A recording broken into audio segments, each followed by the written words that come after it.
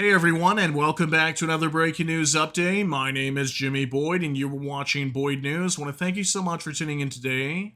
I've got a breaking news report coming out from Ukraine, and today I've got information out of Ukraine's intelligence agency that the Russians have recently upgraded their glide bombs, allowing them to strike much further into Ukraine, making these bombs even more deadly than before, as new cities will start seeing new attacks with these weapons. I've got a new story for you here on your screen. Russian glide bombs receive upgrade, extending the range of strikes. Russia struck Ukraine's Poltava region with a jet engine assisted guided KAB aerial bomb for the first time. This modernized glide bomb can now reach over 100 kilometers. So, this is not good news to hear out of Ukraine today. This is going to be a picture of a FAB 1500 bomb that is produced by the Russian military. And what they do is they attach what is called a UMPK kit to these bombs, which changes it from a conventional bomb to a guided munition that could travel anywhere from 40 to 60 kilometers deep into Ukraine behind the front lines. And we see these things are very devastating, and Ukraine has a hard time shooting these down. So, this means that we're going to start seeing a lot of cities closer to central Ukraine coming under attack by this new munition that has apparently been upgraded. So anywhere from 40 to 60 kilometers is the reported range of these bombs before.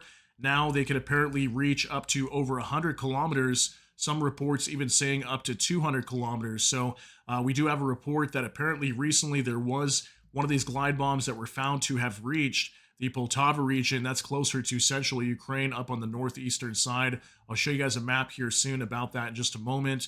So we're going to go over a report that talks about this today. I've also got some other things on X that we'll be going over as well to give you some updates on some situations regarding this war today. So let's hop on over to United 24 Media. This is going to be a mainstream news outlet out of Ukraine. It says Russia mass produces new glide bombs that can strike 200 kilometers deep into Ukraine. This coming out today, October 20th, 2025. You got the date right here. Here's a picture of a Russian FAB series aerial bomb, one of the glide bombs that they have. They've got different types that they use. We even recently talked about a Grom-1 missile that apparently is very similar to a guided aerial bomb that landed inside of Dnipro just a few months back. I think that was back in June, and I believe they look kind of similar to this one. So they've got a bunch of different types that they use. And it says right here, Russia has begun serial production of aerial bombs equipped with new guidance modules, capable of striking targets up to 200 kilometers away, according to Ukrinform on October 20th. Ukrainian intelligence reported that these upgraded munitions are already being used against cities such as Dnipro and others deep inside Ukrainian territory. Vadim Skibitsky, deputy chief of Ukraine's defense intelligence, said that Russia completed the development and combat testing phase of the new bombs in recent months. It also says during September and October, Russia developed and moved to the final combat testing of aerial bombs with new control modules.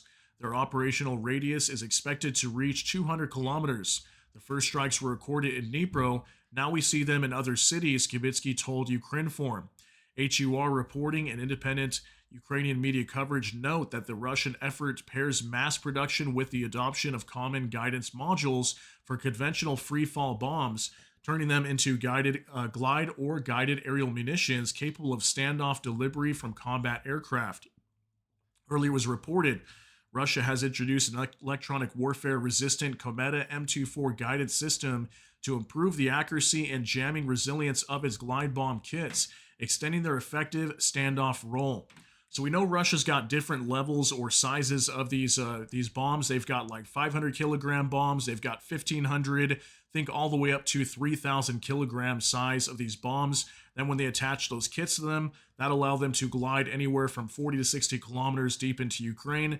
Now these reports today indicating that these bombs could potentially reach upwards of 100 or more kilometers. So that means there's going to be a lot of new cities that are going to start to see these new glide bombs. And we know Russia is mass producing these right now.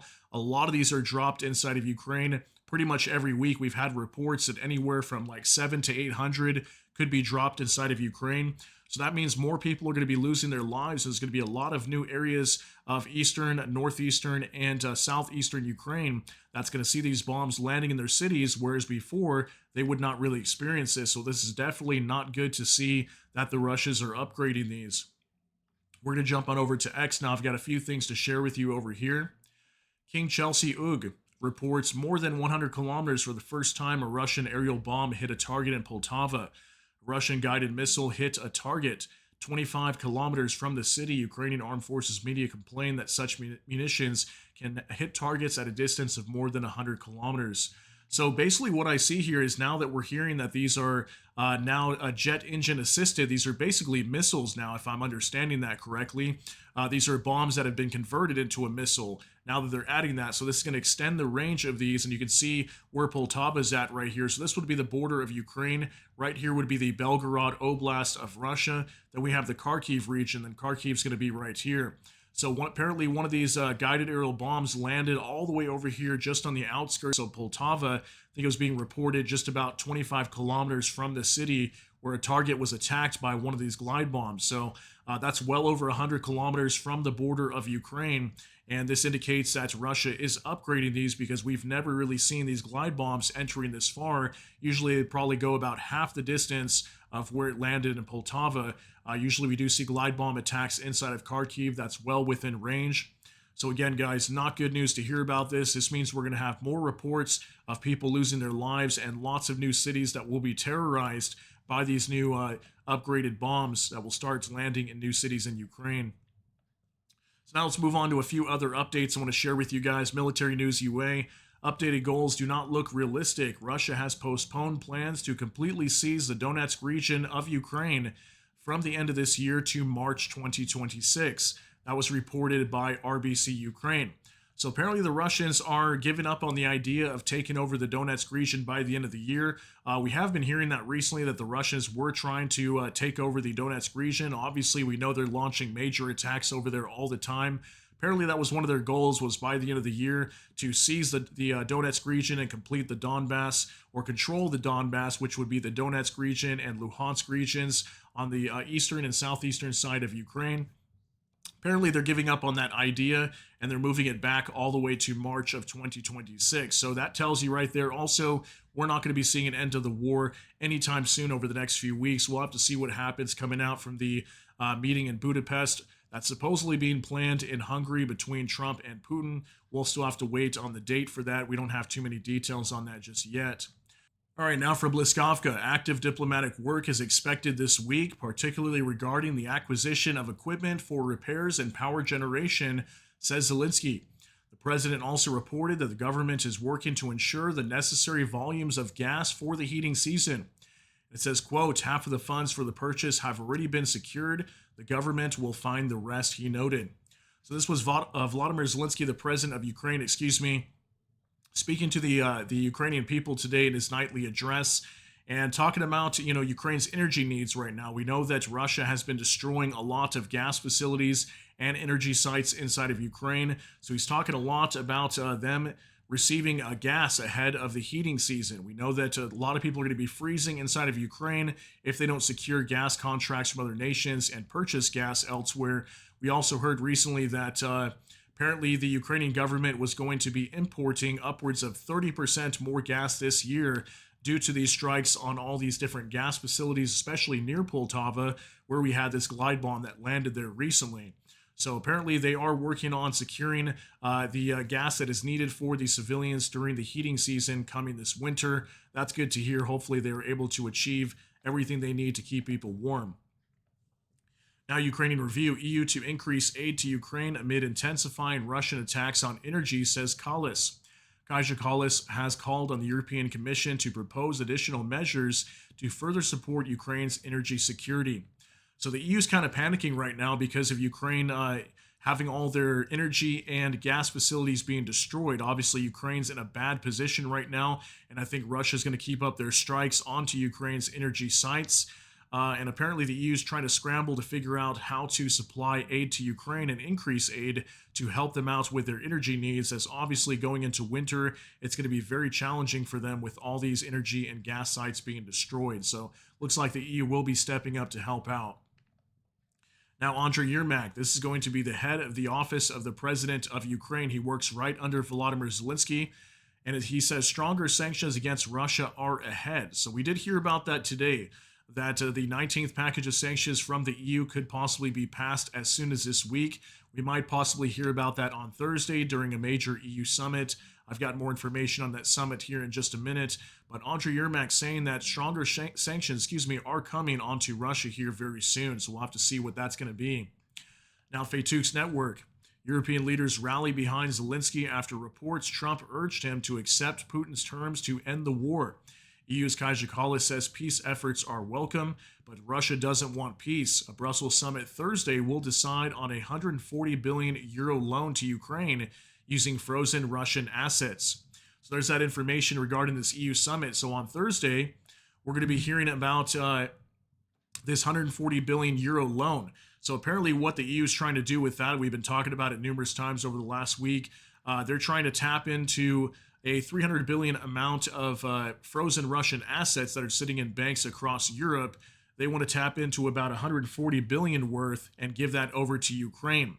And apparently how it will be paid back is Russia will pay Ukraine back in reparations in the future. And if Russia does pay reparations, that money will be given back to the EU.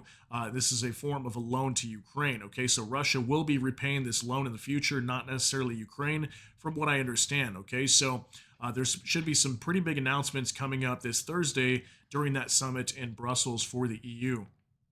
Finally, look at this as well. Bliskovka, the U.S. did not support the EU's plan to provide Ukraine with a €140 billion loan using frozen Russian assets, according to Bloomberg. According to sources, during negotiations in Washington, the U.S. stated that it would not participate in risks to market stability and is not currently making any commitments. So isn't that interesting? Check this out. It says U.S. is stalling on G7 plan to expand use of Russian assets.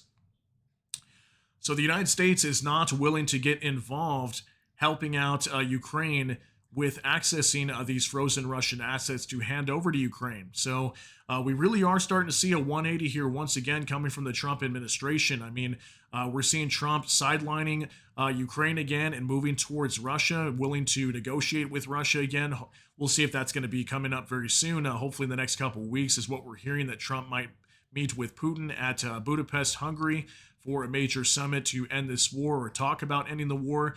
But we don't know any of the details and what's going to happen with that yet, or if it's even going to happen. But I thought it was very interesting that the U.S. Is not coming out and supporting this effort of supplying Ukraine this money that could be used to really help them out. I mean, €140 billion, that's a lot of money that could help them out with financing, buying more weapons or whatever it might be, repairing their energy sites. The U.S. is not willing to get involved in that deal to help Ukraine out receiving these frozen Russian assets or the $140 billion loan. Okay, so let me know how you feel on that, but I'm sure that's going to upset a lot of people that the U.S. is continuing to do this to Ukraine. Just wanted to give you that update anyway, though, guys. But yeah, I want to thank you very much for being here for today's update. And that's going to be it. Let me know what you think about all these details down below in the comment section. That's going to be it for today's update. If you got something out of this, please smash that like button. Also, if you enjoy my content, please consider subscribing down below. Hit the notification bell. That way YouTube can notify you. And with that, hope you all have a great day. Everybody take care and God bless. And we'll see you in the next one.